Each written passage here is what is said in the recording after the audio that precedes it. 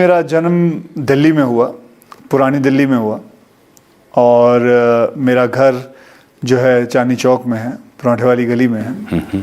और मेरे पिताजी अमृतसर के रहने वाले हैं और मेरे माताजी कश्मीर के हैं।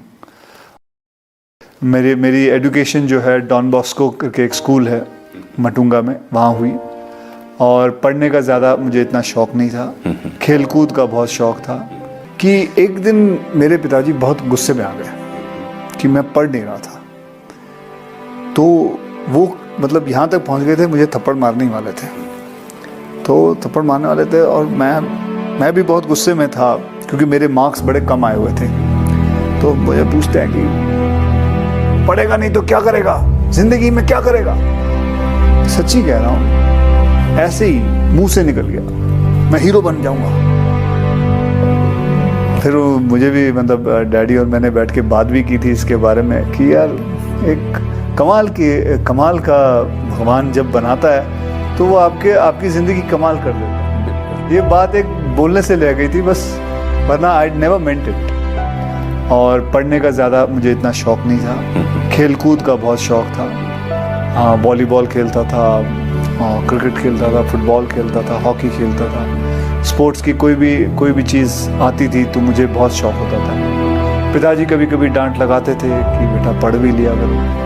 तो इतना फिर कहते थे बेटा पढ़ो, इतना तो पढ़ लो कि कम से कम 2 दूनी 4 होता है। अंग्रेज़ी थोड़ी बहुत आनी चाहिए, हिंदी लिखना आना चाहिए, पढ़ना आना चाहिए, मराठी आनी चाहिए, इतना बहुत पढ़ लो। मैं समझ सकता हूँ कि पढ़ने का इतना शौक़ नहीं है क्योंकि कोई बच्चे होते हैं।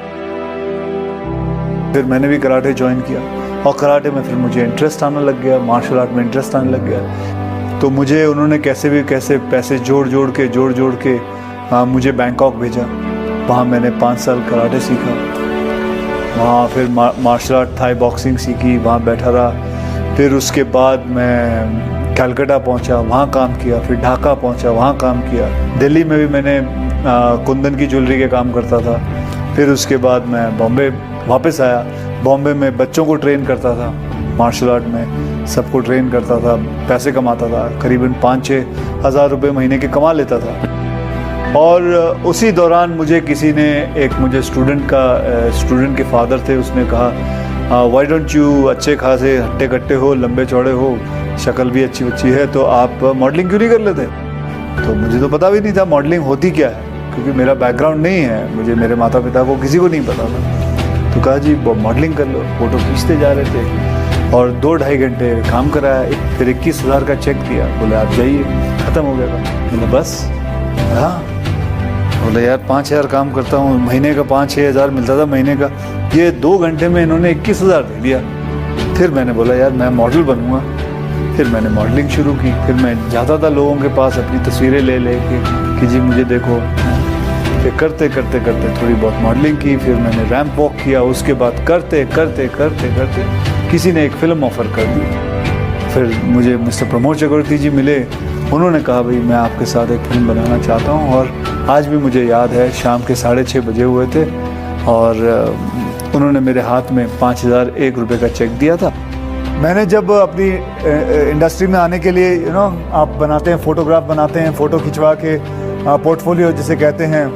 और जहाँ मैंने फ़ोटो खिंचवाई वो थी जूहू बीच पे, एक दीवार थी उधर।